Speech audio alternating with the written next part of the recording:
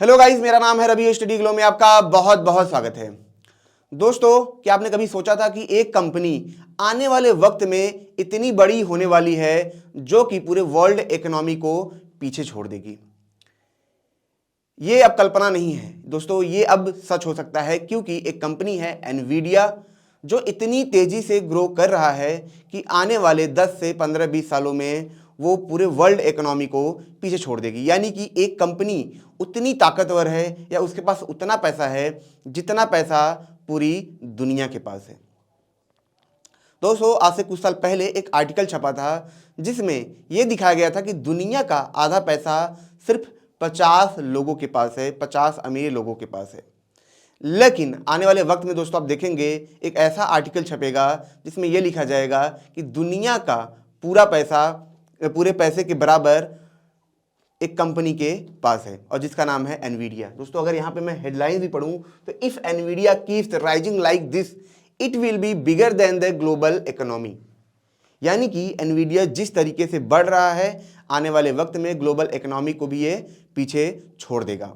जी हाँ दोस्तों, बहुत ही रोचक डाटा आया है जिसने पूरी दुनिया को हैरान किया है और इसने ये भी दिखाया है कि किस तरीके से कोई ब्रांड न होने के बावजूद भी सिर्फ टेक्नोलॉजी और इन्वेंशन की मदद से ये कंपनी बड़ी बड़ी ब्रांड कंपनियों को पीछे छोड़ रही है। जी हाँ दोस्तों, टेस्ला जैसी कंपनी को पीछे इसने कब का छोड़ दिया था, ठीक है। अमेजॉन कंपनी जैसे अमेजॉन को भी इसने काफ़ी पीछे छोड़ दिया है और अब ये पूरी दुनिया की तीसरी ऐसी कंपनी बन गई है जो कि सबसे बड़ी है मार्केट कैप के मामले में। जी हाँ दोस्तों, अगर यहाँ पे हम एनवीडिया की बात करें तो ये लगभग 2.2 ट्रिलियन डॉलर के आसपास पहुंच चुकी है। मैं आपको दोस्तों एक चीज़ और बताता हूँ कि एक साल पहले ये क्या था, लगभग 1 ट्रिलियन डॉलर के आसपास था। आप समझिए, एक साल पहले लगभग 1 ट्रिलियन डॉलर के आसपास था और एक साल जाते जाते इसने क्या किया, 2.2 ट्रिलियन डॉलर का इसने पूरा मार्केट कैप अपना बना लिया है। एग्जाम्पल तौर पर समझते हैं दोस्तों, भारत को 1 ट्रिलियन इकोनॉमी से 2 ट्रिलियन इकोनॉमी तक पहुंचने में 8 साल लग गए। लेकिन इस एक छोटी सी कंपनी को, मैं छोटी सी इसलिए कह रहा हूं क्योंकि ये कंपनी एम्प्लॉयज़ के मामले में बहुत ज़्यादा नहीं है, क्योंकि ये जो अपने प्रोडक्ट बनाती है ना तो वो मैन्युफैक्चर करती है, ये सिर्फ क्या करते हैं, डिज़ाइन सिर्फ बनाते हैं, इन्वेंट करते हैं। इनका काम सिर्फ इतना है, उसके आगे कुछ नहीं करते हैं और इसके बावजूद भी इन्होंने 2.2 ट्रिलियन डॉलर की कंपनी बना ली है। लेकिन दोस्तों, आखिर ये हुआ कैसे? क्यों अचानक से एक कंपनी एक साल के अंदर इतना तेजी से ग्रो कर गई? तो देखिए दोस्तों, कुछ हफ्ते पहले एक आर्टिकल छपा था, ठीक है, ब्लूमबर्ग का, आप समझ रहे हैं ना, जिसने अडानी के ऊपर निकाला था आर्टिकल। तो इसने सिर्फ एक चीज बोली थी कि दुनिया का सबसे महंगा या सबसे बेस्ट जो स्टॉक्स है वो एनवीडिया का है। उसके बाद क्या होता है, उसके बाद दोस्तों एनवीडिया जैसे एकदम तूफान ला देता है, इसके जो प्राइस थे बहुत तेजी से हाई करने लगते हैं। एग्जाम्पल समझते हैं, इसने एक दिन के अंदर इसकी जो प्राइस थी, ठीक है, जो बढ़ी, एक दिन के अंदर लगभग 22 लाख करोड़, ठीक है, के आसपास ये बढ़ गया था। ठीक है, ये कितना होता है, अंबानी का जितना जो रिलायंस इंडस्ट्री है सब मिला के है 20 लाख करोड़ के आसपास है, वो एक दिन के अंदर उससे ज़्यादा ग्रो कर जाता है। तो आप समझ सकते हैं कि कितना तेजी से ये ग्रो हो रहा है और इसी की बदौलत ये सिर्फ 12 महीने के अंदर, ठीक है, 1.2 ट्रिलियन डॉलर का इसने ग्रोथ लिया है। अब इसी को देखते हुए, इसी ग्राफ को देखते हुए ये अंदाजा लगाया जा रहा है कि अगर ये इस तरीके से बढ़ती रही तो आने वाले वक्त में पूरे वर्ल्ड इकोनॉमी को ये पीछे छोड़ देगी। कितना है वर्ल्ड इकोनॉमी, आपको मैं समझाता हूं दोस्तों। जब कैलकुलेट किया गया कि पूरी दुनिया का पैसा कितना है तो वो जो पैसा था लगभग 100 ट्रिलियन डॉलर के आसपास था। अब ये माना जा रहा है कि जब 10 से 12 साल या 15 साल 20 साल जब ये लगातार तेजी से ग्रो करेंगे तो इनका भी लगभग पैसा इतना हो जाएगा या इनसे ज़्यादा हो जाएगा। ठीक है, तो ये सबसे बड़ी चीज़ है इनके मामले में। अब दोस्तों थोड़ा सा इनका इतिहास समझते हैं तो आपको समझ में आएगा कि आखिर ये कितनी तेजी से इन्होंने ये ग्रो किया। देखिए यहाँ पे अगर आप देखेंगे दोस्तों, अप्रैल 2023 में, ठीक है, एक साल पहले की ही बात है, देखिए एक साल भी पूरा नहीं हुआ है, अप्रैल 2023 में इनका जो शेयर प्राइस था वो कितना था, यहाँ पे $200 था। लेकिन जनवरी 2024 में ये कितना हो गया, 878। ठीक है, तो ये इस तेजी से बढ़ा, यानी कि 3 गुना 4 गुना ज्यादा तेजी से ये बढ़ा है। ठीक है, अब यहाँ पे दोस्तों एक चीज़ अगर हम और देखें कि ये दुनिया के जो बड़ी कंपनियां हैं उसमें कौन से नंबर पे आती है, तो सबसे पहले दोस्तों हम टेस्ला से बात करते हैं, क्योंकि टेस्ला सबके जान पहचान में है, काफ़ी बड़ा ये ब्रांड है। तो ये लगभग 643 बिलियन डॉलर की ये कंपनी है।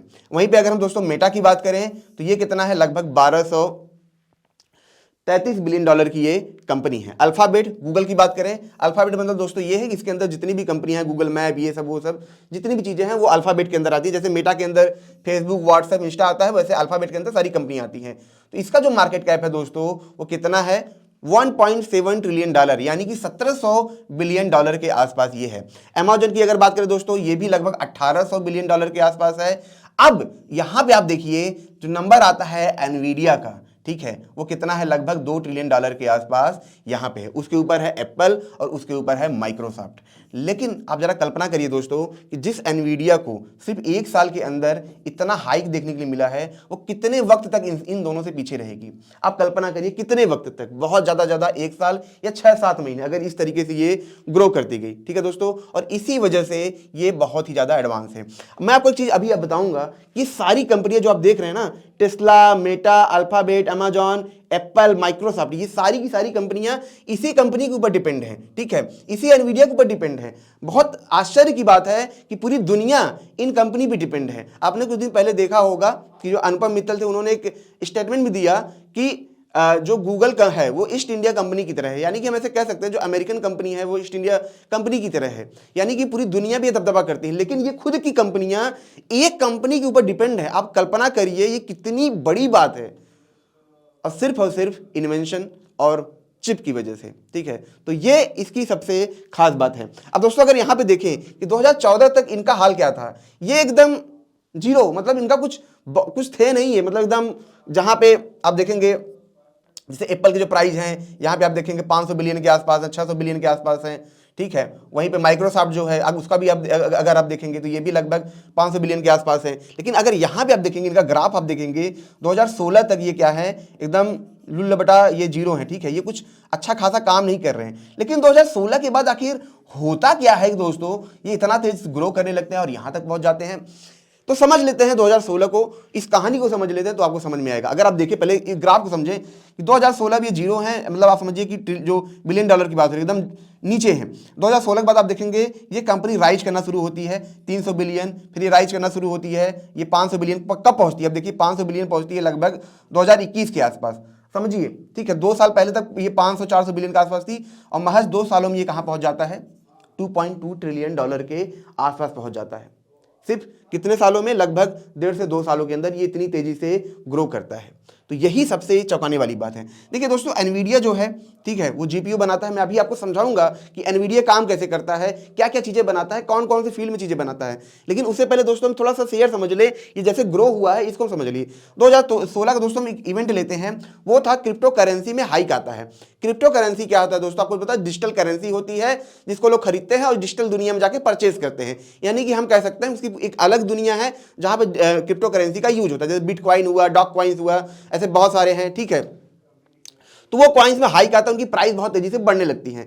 बिटकॉइन में दोस्तों एक प्रोसेस होता है क्रिप्टो माइनिंग करके। क्रिप्टो माइनिंग का मतलब ये होता है कि छोटे छोटे कंप्यूटर्स एक जगह रखे होते हैं जो कि डाटा रखते हैं हर अलग अलग कॉइन का। तो जो डाटा रखेगा, जो कंप्यूटर रखेगा, उसको पैसा मिलता है, उसको रिवार्ड मिलता है। अब जाहिर सी बात है क्रिप्टो करेंसी हाइक आ रहा था, रिवार्ड मिल रहा था लोगों को, तो लोगों को चाहिए कंप्यूटर और उसके लिए चाहिए प्रोसेसिंग यूनिट, तगड़ी प्रोसेसिंग यूनिट चाहिए। अब तगड़ी प्रोसेसिंग यूनिट कौन देता था, एनवीडिया देता था। वहीं से आया हाइक। एनवीडिया ने क्या किया, पूरी दुनिया में जितने क्रिप्टो माइनिंग प्रोसेसर थे हर जगह इसने अपने चिप दिए, और उस चिप की वजह से एनवीडिया बहुत तेजी से यहां पे ग्रो होने लगा। इसी वजह से आप देखेंगे जो 2016 है वहां तक तो सुल्ल बटा सन्नाटा है, कंपनी इतनी तेज ग्रो नहीं हो रही है। लेकिन उसके बाद से आप देखेंगे जूम से करके यहां से आप देखेंगे 300 बिलियन डॉलर, फिर धीरे धीरे बीच में थोड़ा सा नीचे भी गया, फिर से ये अप ये ऊपर ही जाता गया, ठीक है। तो यहां से इसकी शुरुआत होती है। लेकिन इसकी शुरुआत दोस्तों इतनी नई नहीं है, इसकी शुरुआत काफी पुरानी है, ठीक है दोस्तों, तो थोड़ा सा इनकी कहानी भी समझेंगे और थोड़ा सा हम ये भी समझेंगे आखिर ये कौन कौन से सेक्टर में घुस चुके हैं और कौन कौन से सेक्टर में काम करेंगे, और फिर आपको समझ में आएगा कि एनवीडिया कितनी पावरफुल कंपनी है। अगर आज एनवीडिया ना हो तो शायद बड़ी बड़ी कंपनियां अपने बहुत सारे शेयर खो दें और उनकी हालत खराब हो जाए और कोई नई कंपनी उनकी जगह ले ले। कैसे, उसको भी हम समझेंगे। लेकिन दोस्तों उससे पहले मैं आपको ये बता दूं कि हमारा फ्लो का कोर्स है, उसे आप जरूर अवेल करें।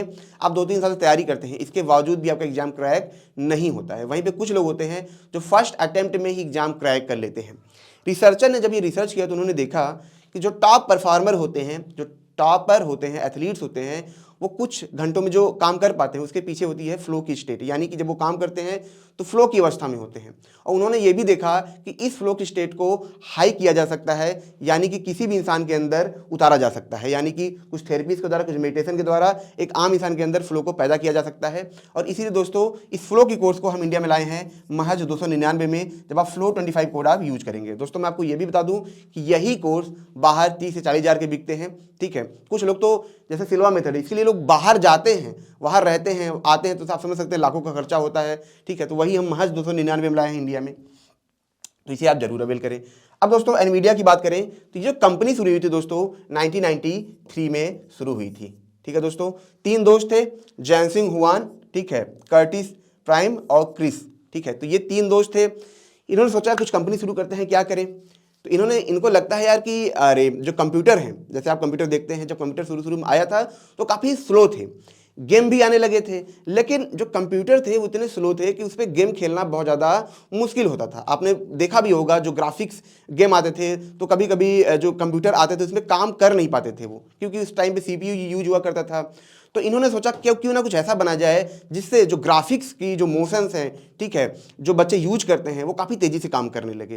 तो इन्होंने क्या सोचा कि देखिए सीपीयू को तो बदल नहीं सकते हैं, लेकिन सीपीयू के साथ कुछ हम ऐसा ऐड कर दें जिससे जो सीपीयू का प्रोसेस है, जो कंप्यूटर प्रोसेस है, वो काफ़ी तेज हो जाए। तो क्या होगा, तब तो मज़ा आ जाएगा। तो इन्होंने सोचा ठीक है हम ऐसे चिप बनाएंगे, ठीक है, ये सब चीज़ें करेंगे। तो ये क्या किए दोस्तों, इन्होंने क्या सोचा कि जीपीयू बनाने का सोचा, माइक्रोचिप बनाने का सोचा। ठीक है, और इसीलिए इन्होंने क्या किया, लगभग $40,000 को इन्होंने क्या किया, इकट्ठा किया। $40,000 दोस्तों उस टाइम में बहुत बहुत होते हैं। जैसे $1,000 में आप देखिए लगभग 80-80 हज़ार मतलब हो जाता है। तो आप समझ सकते हैं कि उस दौरान पे ये काफ़ी बड़ा अमाउंट था। इन्होंने लिया, अपनी कंपनी शुरू कर दी। ठीक है, अब देखिए इनकी कंपनी शुरू करने का सबसे बढ़िया मेथड क्या था। इनका ये था सिस्टम कि देखो यार हम क्या करेंगे, हम मैन्युफैक्चरिंग करेंगे नहीं, क्योंकि जो चिप मैन्युफैक्चरिंग का काम है ये बहुत ज़्यादा महंगा है। अब ये इम्पॉसिबल था इनके लिए। इम्पॉसिबल क्यों दोस्तों, मैं आपको बता दूं, बड़ी बड़ी कंपनियां इसको डेवलप नहीं कर पाती हैं, क्योंकि ये बहुत महंगा होता है, बहुत ही तकनीकी तौर पे बहुत ही कठिन प्रोसेस होता है। इसी वजह से देखेंगे जब इंडिया सेमीकंडक्टर इन सब पे जब हाथ लगा रहे थे, इसमें गवर्नमेंट का बहुत बड़ा रोल है, गवर्नमेंट फंड कर रही है, गवर्नमेंट पैसा डाल रही है। ठीक है, और प्राइवेट प्लेयर्स को भी यहाँ पे सपोर्ट कर रही है, क्योंकि अकेले बड़े बड़े बिजनेसमैन के हाथ में भी ये नहीं है कि इसे बना सके। यहाँ तक कि सिर्फ इंडिया की बात मैं नहीं कर रहा हूँ, चाहे माइक्रोसॉफ्ट है, चाहे गूगल है, अभी तक क्या था दोस्तों, वो नहीं बना पाते थे, क्योंकि इसको बनाना बहुत मुश्किल है, बहुत ज़्यादा महंगा है। ठीक है, बहुत महंगा है, यही इसमें प्रॉब्लम होती है। अब जाके आप देखेंगे कि कंपनियां थोड़ा थोड़ा क्या कर रही हैं, एफर्ट डाल रही हैं बनाने के लिए। जैसे टेस्ला भी ट्राई कर रहा है, गूगल भी ट्राई कर रहा है, माइक्रोसॉफ्ट भी ट्राई कर रहा है, इंडिया में भी आप देखेंगे टाटा है, ये सब है, अब लगातार उस तरफ जा रहे हैं ट्राई करने के लिए। लेकिन मैं बात कर रहा हूं उस टाइम पे, जिस टाइम पे इसको बनाना असंभव था, उस टाइम पे इन्होंने सोचा कि देखो यार हम माइक्रोचिप बनाएंगे नहीं, ये सब प्रोसेसिंग का काम नहीं करेंगे, हम दूसरी कंपनी से बनवाएंगे, हमारा काम होगा डिजाइन बनाने का, पैटेंट कराने का, हम बस इतना ही करेंगे, हम इनोवेशन पे काम करेंगे, मैन्युफैक्चर कोई और कर देगा। दोस्तों मैं आपको ये भी बता दूं, और भी जो कंपनियां होती हैं वो भी यही काम करती हैं। जैसे एप्पल है, उन्होंने ब्रांड बना लिया तो वो क्या करते हैं, चाइना से मैन्युफैक्चर कराते हैं, बहुत जगह से वो मैन्युफैक्चर कराते हैं। ठीक है, आउटसोर्सिंग करते हैं। तो यहाँ पे इन्होंने भी सोचा हम आउटसोर्सिंग करेंगे, और कुछ साल के बाद दोस्तों इन्हें लगभग $20 मिलियन की फंडिंग मिल गई थी सिक्वोया कैपिटल के द्वारा। अब क्या था, इनका रास्ता खुला। फिर दोस्तों इनकी नसीब पलटती कहां से है, नसीब दोस्तों इनकी पलटती है कि आपने देखा होगा जैसे जुरासिक वर्ल्ड हुआ, जुरासिक पार्क हुआ, जो मूवीज आई थी, जो ग्राफिक्स मोशन मूवीज आई थी, वहां से इनके जो नसीब होते हैं पलट जाते हैं। क्योंकि जो कंपनियां इनके, आप समझिए कि जो कंपनियां इनके जो ग्राफिक प्रोसेसर यूनिट यूज करते थे, ठीक है, इनकी टेक्नोलॉजी यूज करते थे, उससे क्या होता था कि जो पिक्चर वो देखते थे, ठीक है, जो टीवी में देखा जाता था, ठीक है, वो इतना सुंदर होता था, इतना आर्टिस्टिक होता था, लगता था जैसे ये रियल है, जिसका सीजीआई हम बोलते हैं। तो इन कंपनियों ने ऐसे प्रोसेस बना लिए थे, ऐसी टेक्नोलॉजी बना ली थी जिससे रियल सीजीआई हमें देखने के लिए मिलता था, ठीक है, रियल ग्राफिक्स देखने के लिए मिलते थे, डायनासोर हमें रियल देखने के लिए मिलते थे। अब क्या हुआ, जितनी कंपनी मतलब जितनी मूवी बनाने इंडस्ट्री थी सब इनके पीछे पड़ गई, भैया हमें भी चाहिए, हमें भी चाहिए, हमें भी चाहिए, एडिटर को चाहिए, सबको चाहिए।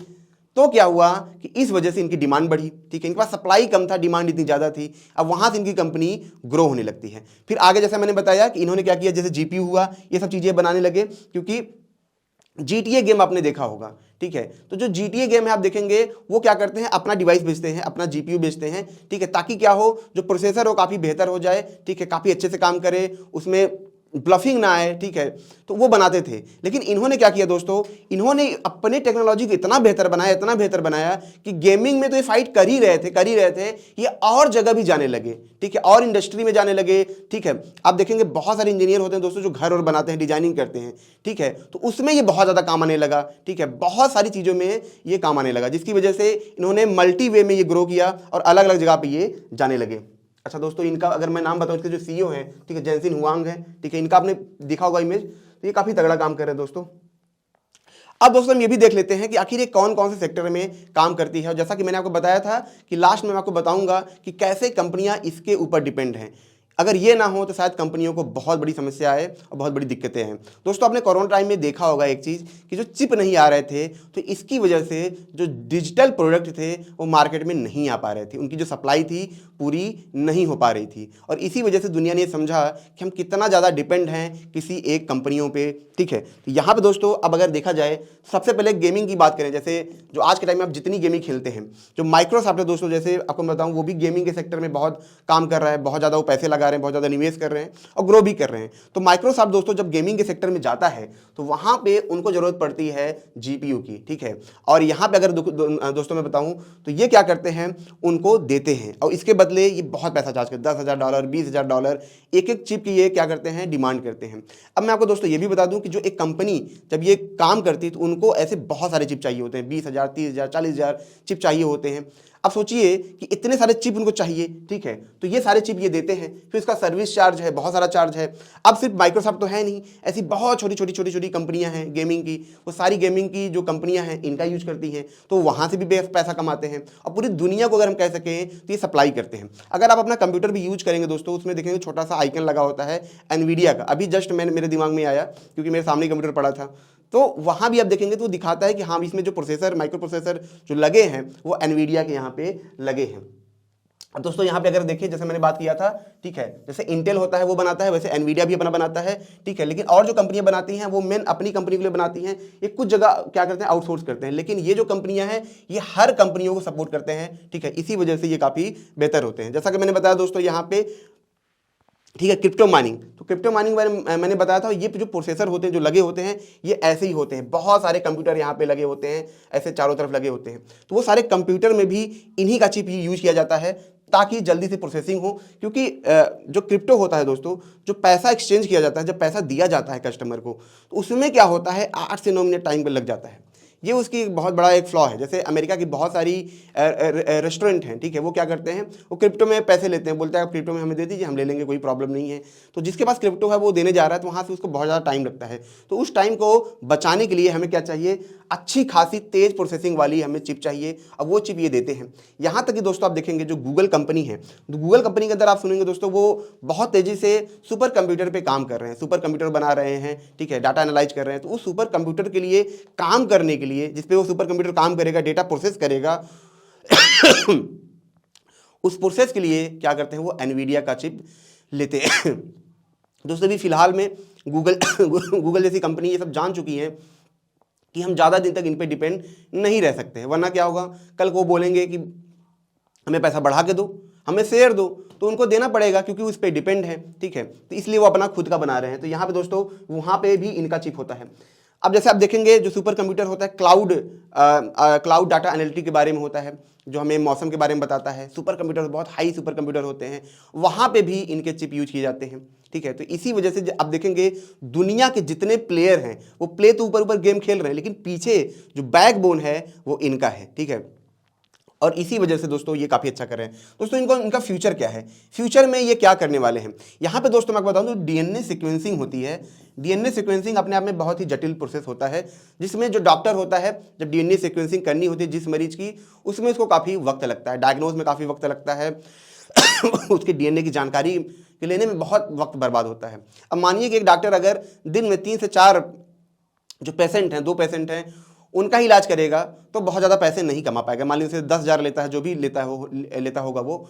लेकिन अगर यहाँ पे दोस्तों क्या हो कि अगर जो एनवीडिया है उनकी प्रोसेसिंग को बहुत तेज कर दे तो वहाँ पे दिन में वो काफ़ी ज़्यादा मरीजों का इलाज कर सकते हैं, प्रोसेसिंग बहुत तेज कर, डायग्नोस को बहुत तेज़ी से कर सकते हैं, जिसकी वजह से क्या होगा, उनकी कमाई तेज होगी तो मेडिकल सेक्टर में भी एनवीडिया बाजी मारेगा। और मेडिकल सेक्टर दोस्तों आपको पता है कि बहुत बड़ा सेक्टर है, और इसी वजह से जो एनवीडिया के प्राइस बढ़ रहे हैं वो यही रीजन है, क्योंकि ये इन सेक्टर में जा रहे हैं और उन प्रॉब्लम को सॉल्व कर रहे हैं जो कि कोई नहीं कर रहा है, और टेक्नोलॉजी इनके पास है, और इसी वजह से दोस्तों ये बहुत बेहतर कर रहे हैं। दोस्तों अगर हम टेस्ला की बात करें तो टेस्ला इतनी बड़ी कंपनी है, आप समझिए कार की इतनी बड़ी कंपनी है ईवी के मामले में, इसके बावजूद भी ये एनवीडिया का चिप यूज करते हैं, एनवीडिया का प्रोसेसर यूज करते हैं। टेस्ला खुद का प्रोसेसर बना रहा है, माइक्रोचिप बना रहे हैं, लेकिन क्या दुनिया में सिर्फ टेस्ला ही एक कार कंपनी है? नहीं, ऐसा नहीं है।